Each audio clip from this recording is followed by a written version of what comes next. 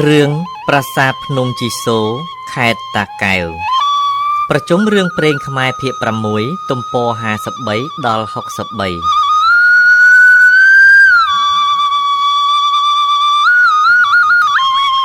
ភ្នំជីសូរជាឈ្មោះទីកន្លែងមួយដែលគេស្គាល់ច្រើនក្នុងមជ្ឈដ្ឋានអ្នកចូលចិត្តធ្វើដំណើរកម្សាន្តតាមទីជិតឬឆ្ងាយព្រោះជាទីដំណើរបុរាណហើយជារមណីយដ្ឋានដែលទើបនឹងរៀបចំថ្មីក្នុងប្រទេសកម្ពុជាយើងការល្បីរន្ទឺនាមដូច្នេះជាហេតុនាំឲ្យអ្នកផងចង់ដឹងអំពីភាពរៀងទីតាំងនិងប្រវត្តិដើមរបស់កន្លែងនេះ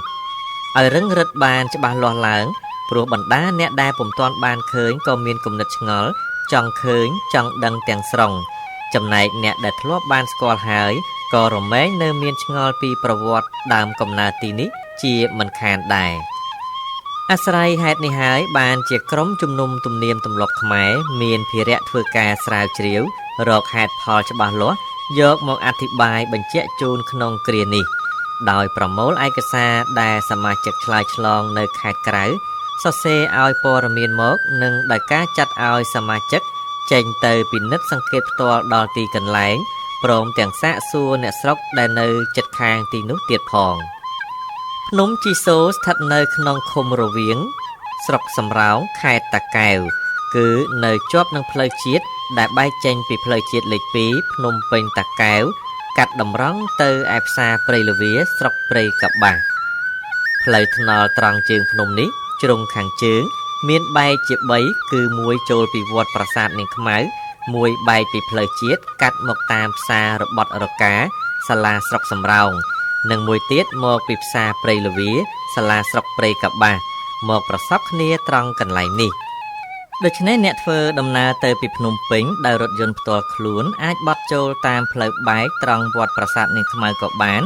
ឬចាំទៅបត់តាមផ្លូវបំបែកផ្លូវចូលបត់រកាក៏បានសប្តាហ៍ថ្ងៃនៅលើកំពូលភ្នំនេះមានប្រាសាទបុរាណមួយតូចល្មមប៉ុន្តែមានរបៀបរៀបរយប្រកបដោយផែនទីសមរម្យនៅឡើយប្រាសាទនេះហើយដែលអ្នកផងនិយមហៅថាប្រាសាទភ្នំជីសូរហើយដែលយើងអធិប្បាយពីខាងដើមថាអ្នកផងគេនិយមទៅទស្សនាជាញឹកញាប់តាមពិតរូបរាងប្រាសាទនេះពុំមានភាពស្ដុកស្ដំដោយប្រាសាទអង្គរឬប្រាសាទដទៃទៀតនៅចំណោមអង្គរឡើយគេប្រទះឃើញតែកំពែងព័ទ្ធជុំវិញប៉ុណ្ណោះដែលនៅគង់ទ្រង់កំពែងនេះធ្វើពីថ្មភក់ឬថ្មបាយក្រៀមតម្រៀបគ្នាជា2តម្រួតក្នុងក្រៅឃ្លាតពីគ្នាប្រមាណជា2ម៉ែត្រហើយខាងលើមានតម្រៀបថ្មដូចគ្នានេះធ្វើជាដំបូលប្រក់ពីលើអាចឲ្យមនុស្សជ្រកនៅក្នុងនេះបានយ៉ាងស្រួលជ្រុងទាំង4នេះមានទ្វារធំនៅគ្រប់ទាំង4ទិសដែលមានថ្មឆ្លាក់ជាក្បាច់ត្របកឈូកបន្ទាប់គ្នាជាកំពូលប្រាង្គដ៏មានក្បាច់ផ្តែរនិងក្បាច់ស៊ុមយ៉ាងស្រស់គួរជាទីទស្សនាក្រៃលែងសងខាងទ្វារសំខាន់នេះមានទ្វារតូច2ដែលមានចន្លោះល្មមតែចុះខ្លួនមនុស្សម្នាក់ចេញចូលបានរូបចម្លាក់សំខាន់ជាងគេនៅក្នុងផ្តែរនៃខ្លោងទ្វារទាំងនោះមានរូបព្រះឥសូរគង់លើអាសនៈក៏មានស្រីស្នំគាល់ហ្វៅនិងពពួកសត្វលោកអោនក្បាលគោរពដង្កូវដង្ហែខ្លាចព្រះបារមីសប្តាហ៍ថ្ងៃកំពែងជុំវិញនេះទៅជាកំពែងព្រះវិហារព្រះពុទ្ធសាសនាដែលទើបតែនឹងសង់ឡើងនៅគ្រាបច្ចុប្បន្នទៅវិញគ្រាន់តែនៅសល់បណ្ណាល័យបុរាណជាថ្មបាក់បែកនៅសល់សងខាងវិហារប៉ុណ្ណោះដូច្នេះមុននឹងជម្រាបទ្រង់ទ្រាយច្បាស់លាស់ហាក់ដូចជាជួយបង្ហាញទីកន្លែងហោហែដល់លោកអ្នកស្ដាប់យើងសូមជម្រាបអំពីប្រវត្តិពងសាវតានៃបុរាណដ្ឋាននេះជាមុនសិនប្រវត្តិនេះឯងមាន2ស្ថានគឺមួយតាមការស្រាវជ្រាវដែលយកសិលាចារឹកធ្វើជាមូលដ្ឋាននិងមួយបែបទៀតផ្អែកទៅលើរឿងព្រេងនិទានដែលអ្នកស្រុកនិយាយរត់មាត់តគ្នាជាច្រើនដំណមនុស្សមកហើយសិលាចារឹកដែលអ្នកស្រាវជ្រាវបានរកឃើញនៅលើភ្នំជីសូរទាំងអស់មាន4គឺ3ផ្ទាំងជាគោលដោយខ្លួនពីគ្នានិងមួយផ្ទាំងទៀតចាជាប់នឹងស៊ុមទ្វារសេចក្តីក្នុងសិលាចារឹកទាំងអស់នេះមានចុះនាមព្រះមហាក្សត្រ3ព្រះអង្គគឺព្រះបាទសូរ្យវរ្ម័នទី1គ្រិស្តសករាជ1002ដល់1049ព្រះបាទធរណិន្ទ្រវរ្ម័នទី1គ្រិស្តសករាជ1107ដល់1113និងព្រះបាទសូរ្យវរ្ម័នទី2 គ្រឹះសករាជ1113ដល់គ្រឹះសករាជ1145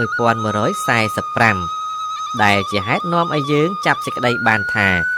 ព្រះរាជាទាំង3ព្រះអង្គនេះមានការតាក់ទងក្នុងដំណើរសាងបុរាណវត្ថុនេះជាប្រាកដដូច្នេះយើងស្រង់យកនៃជាដំណើរសាងទីកន្លែងនេះមកចុះក្នុងសេចក្តីស្រាវជ្រាវបានដោយសង្ខេបថាចាប់ផ្ដើមឡើងសិលាចារឹករបស់បណ្ឌិតសេវចាសរសេរថាកាលនោះ939ស័កគ្រិស្តសករាជ1017ក្នុងរជ្ជកាលព្រះបាទសូរ្យវរ្ម័នទី1លោកបណ្ឌិតសេវចាបានចូលបព្វជិក្នុងសាសនាព្រាហ្មណ៍ស្ថិតក្នុងទីអាស្រមបទមួយកន្លែងឈ្មោះថាយោគិន្ទ្រល័យដែលពពួកអ្នកមានសទ្ធាចំនួននោះបានរួបរวมគ្នាកសាងឡើងនៅលើកំពូលភ្នំគឺជីសូនេះឯងបន្ទាប់មកមានមន្ត្រីជាន់ខ្ពស់ម្នាក់នាមកំដែងអញស្រីវិន្ទ្រៈដែលជាអ្នកឧបត្ថម្ភអាស្រមបទយោគិន្ទ្រល័យនិងជាឧបដ្ឋាករបស់បណ្ឌិតសេវចាផងលោកបានផ្ដើមគំនិតរើតាក់តែងទីអាស្រមនេះឲ្យបានធំថ្កុំថ្កើងរុងរឿងទៀតកិច្ចការដ៏ធំនេះនឹងធ្វើទៅបានលុះណាតែមានមធ្យោបាយគ្រប់គ្រាន់ម្ល៉េះហើយបានជាសេវចានិងស្រីវរិន្ទ្រៈបានមូលមតិគ្នាធ្វើជាគម្រោងការមួយដាក់ថ្វាយព្រះមហាក្សត្រទ្រង់ពិនិត្យដើម្បីសូមព្រះរាជាអនុញ្ញាតនិងសូមព្រះរាជនូបត្ថម្ភក៏ផងកាលនោះព្រះបាទសូរ្យវរ្ម័នទី1ព្រះអង្គក៏ទ្រង់មេត្តាប្រោសតាមការស្នើនេះដោយបានទាំងប្រោសប្រទាននៅវត្ថុមានតម្លៃសម្រាប់ជាការចំណាយក្នុងកិច្ចស្ថាបនានេះទៀតមិនតែប៉ុណ្ណោះទ្រង់បានប្រោសប្រទាននៅដីត្រង់តំបន់ដែលហៅថាយោគិន្ទ្រល័យនិងដីស្រុកភូមិមួយជាប់នឹងទីនេះដែលមានឈ្មោះថាយោគិន្ទ្របុរៈដល់ការស្ថាបនានេះទៀតចាប់តាំងពីនោះមកបណ្ឌិតសេវចានិងកំដែងអញស្រីវរិន្ទ្រៈនាំគ្នាចាត់ចែងស្ថាបនាទីនេះឲ្យកើតឡើងជាតួប្រាសាទស្ដុកស្ដំហើយក៏សូមប្រោសព្រះរាជទាននៅនាមទីសក្ការៈសង្ឃថ្មីនៅលើភ្នំនេះឲ្យហៅថាសូរ្យបរវត្តដែលបានន័យថាភ្នំនៃព្រះបាទសូរ្យកិច្ចការស្ថាបនានេះពុំមែនធ្វើឲ្យភ្លាមនោះទេហេតុនេះហើយបានជាផុតពីរាជនៃព្រះបាទសូរ្យវរ្ម័នទី1ទៅក៏នៅតែបន្តកិច្ចការនេះតទៅទៀតក្នុងរាជរបស់ព្រះបាទធរណិន្ទ្រវរ្ម័នទៀតរហូតដល់រជ្ជកាលព្រះបាទសូរ្យវរ្ម័នទី2ទើបបានហើយស្រេចព្រះបាទសូរ្យវរ្ម័នទ្រង់យាងធ្វើជាព្រះរាជាធិបតីក្នុងពិធីសម្ពោធបូជនីយដ្ឋាននេះជាស្រេចដោយមានដំណើរដូច្នេះទើបសិលាចារឹកទាំងឡាយនៅលើភ្នំជីសូមានចែងអំពីព្រះនាមព្រះរាជាទាំង3ព្រះអង្គនេះកាលបបានជាបូជនីយដ្ឋានស្ដុកស្ដំហើយពពួកព្រាហ្មណ៍ដែលទទួលភារៈក្នុងកិច្ចការស្ថាបនានេះបន្តមកពីកំដែងអញស្រីវរិន្ទ្រៈនោះមកក៏កសាងជាបដិមាករសំខាន់តម្កល់នៅក្នុងទីនេះធ្វើជាទីសក្ការៈបូជាសម្រាប់អ្នកផងទូទៅបដិមាករសំខាន់ជាងគេថ្វាយនាមថារស្ធវជៈដែលជាតំណាងព្រះឥសូរហើយមានព្រះនាមមួយទៀតដែលនិយាយក្នុងសិលាចារឹកជាញឹកញាប់ហៅថាកំដែងចកតៈស្រីសូរ្យវរ្ម័នទេវៈសេចក្តីរៀបរាប់មកទាំងនេះបញ្ជាក់តាមន័យក្នុងសិលាចារឹកទាំងប៉ុន្មានផ្ទាំងដែលយើងចង្អុលបង្ហាញមកហើយខាងលើបន្តទៅទៀតនេះយើងនឹងងាកបែរទៅលើកយករឿងព្រេងតាមអ្នកស្រុកចាំតគ្នាមកអធិប្បាយម្ដងព្រោះជាធម្មតាអ្នកស្រុកដែលនៅតាមទីកន្លែងក្បែរនោះរមែងមានចាំរឿងរ៉ាវតាមស្រុកតាមភូមិរបស់ខ្លួនរៀងខ្លួនហើយរឿងទាំងនោះជួនកាលក៏មានសារៈគួរយកជាការបានខ្លះដែររឿងព្រេងនោះដំណាលថាកាលនោះមានក្សត្រមួយព្រះអង្គព្រះនាមសូរ្យទេវសៈសោយរាជជាអង្វែងមកហើយបានកសាងព្រះរាជនិវេសនៅក្បែរជើងភ្នំមួយគឺភ្នំជីសូសពថ្ងៃដែលមានបឹងធំមួយទៀតហៅថាទន្លេអោមនៅជាប់ពីខាងកើតរាជនិវេសនេះស្ថិតនៅកណ្ដាលព្រៃមួយហៅថាព្រៃសែនភូវាំងក្រោយដែលសាងព្រះរាជនិវេសរួចហើយព្រះរាជាទ្រង់ប្រារព្ធធ្វើពិធីចម្រើនព្រះកេសព្រះរាជឱរសរបស់ព្រះអង្គព្រះរាជពិធីយ៉ាងឱឡារិកក៏ផ្ដើមឡើងដោយមានពពួកព្រាហ្មណ៍ព្រឹត្តិកវ័យព្រឹទ្ធាចារ្យចូលថ្វាយសពសាធុការពរចំពោះព្រះរាជឱរសបន្ទាប់គ្នាពេលនោះមានព្រាហ្មណ៍ព្រឹទ្ធាចារ្យម្នាក់ជាអធិបតីក្នុងពិធីនេះបានចូលទៅថ្វាយព្រះពរក្រោយគេមានសេចក្តី3ប្រការប្លែកពីគេថាសូមឲ្យមានកម្លាំងដូចស្រមោចសូមឲ្យមានឫទ្ធិដូចខ្មោចសូមឲ្យមានចិត្តមុតដូចមនុស្សស្រីក្រោយដែលទ្រង់ព្រះសម្ដាប់ឃ្លានេះចប់ព្រះរាជាទ្រង់ក្រោធនឹងព្រាហ្មណ៍ព្រឹទ្ធាចារ្យមួយរំពេច ប៉ុន្តែព្រាហ្មណ៍សូមព្រះរាជានុញ្ញាតធ្វើជាពិសោធន៍យកជាបន្ទាល់ថ្វាយព្រះអង្គទ្រង់យល់សិនព្រះមហាក្សត្រទ្រង់ប្រោសប្រទានតាមសេចក្តីសុំដំបូងត្រង់ពោលថាឲ្យមានកម្លាំងដូចស្រមោចព្រាហ្មណ៍បង្គាប់ឲ្យធ្វើរូបដែកមួយប៉ុនខ្លួនមនុស្សម្នាក់ហើយហៅមនុស្សម្នាក់ឲ្យមកលើករូបដែកនេះលបងមើលតែលើកមិនរួចសោះរួចព្រឹទ្ធាចារ្យឲ្យយកម្ជុលមួយប៉ុនខ្លួនស្រមោចមកកាត់យកប្រវែងប៉ុនស្រមោចប្រឡាក់ទឹកឃ្មុំហើយយកទៅដាក់ឲ្យស្រមោចរោមពេលនោះស្រមោចមួយក៏ពំកំណាត់ម្ជុលនោះទៅបាត់ព្រាហ្មណ៍ក្រាបបង្គំទូលព្រះមហាក្សត្រថាក្រាបទូលនេះហើយដែលថាកម្លាំងដូចស្រមោចពរទី2ដែលថាមានឫទ្ធិដូចខ្មោចព្រាហ្មណ៍ឲ្យគេយកខ្មោចស្លាប់តៃហោង7យ៉ាងគឺស្លាប់ដោយសម្រាលកូនមួយដោយពស់ចឹកមួយដោយក្របីវត្តមួយដោយរន្ទះបាញ់មួយដោយគេលបកាប់មួយដោយលងទឹកមួយដោយចងកមួយហើយឲ្យយកខ្មោចទាំង7នេះទៅកប់នៅឆ្ងាយពីភូមិស្រុករួចហើយឲ្យយកផ្តិលប្រាក់ល្អៗទៅកប់នៅចំចន្លោះក្បាលខ្មោចនេះ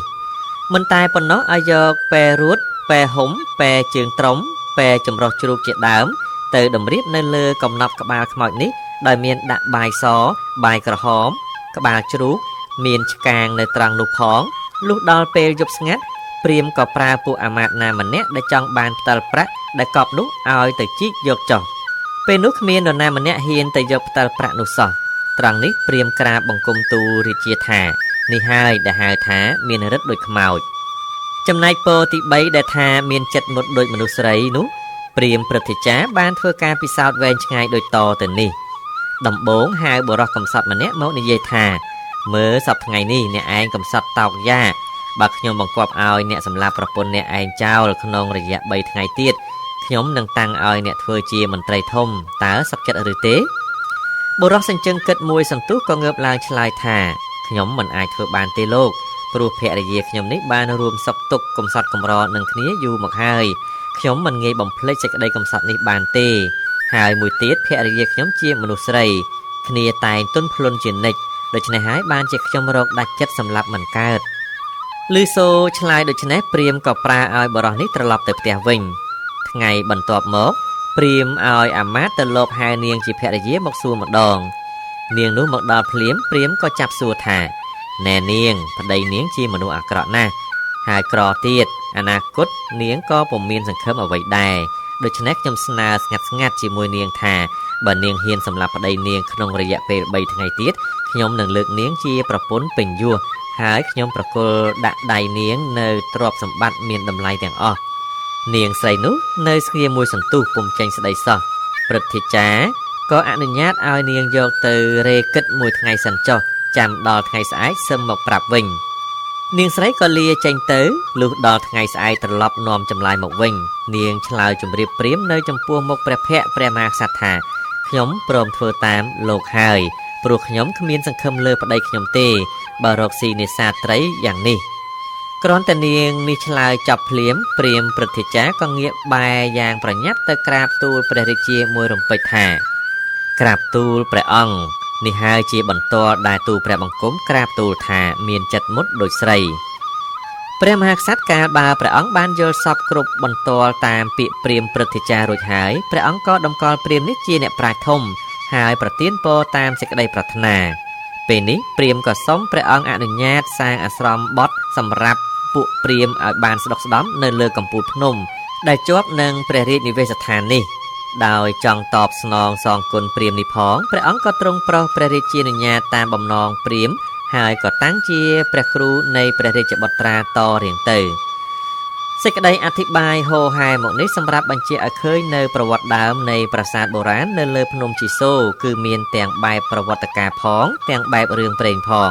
ប៉ុន្តែបើយើងផ្ទុះផ្ទឹមតាមបែបស្រាវជ្រាវប្រវត្តិសាស្ត្រវិញយើងនិយមយកសិលាចារឹកធ្វើជាមូលដ្ឋានសំខាន់ជាងត្បិតសិលាចារឹកពុំមានអ្នកណាកែប្រែបានសូម្បីបន្តិចបន្តួចឡើយរីឯរឿងព្រេងវិញរមែងមានវិបត្តិឃ្លៀងឃ្លាតជាធម្មតាព្រោះអ្នកចាំនាំមកនិយាយតគ្នាតែងតែមានលើសខ្វះបន្តិចម្នាក់ជារៀងរាល់គ្នាដូច្នេះទើបយើងបញ្ជាក់បានថាប្រាសាទនៅលើភ្នំជីសូរនេះក៏សាងឡើងតាំងពីរាជរបស់ព្រះបាទសូរ្យវរ្ម័នទី1រវាងគ្រិស្តសករាជ1002ដល់គ្រិស្តសករាជ1049ដើម្បីឧទ្ទិសថ្វាយទេវរូបតំណាងព្រះសិវៈ ដែលមានសមត្ថនាមមួយថាកំដែងចក្រតៈស្រីសូរ្យវរ្ម័នទេវៈឬហៅកាត់ខ្លីឲ្យចំថាព្រះឥសូរ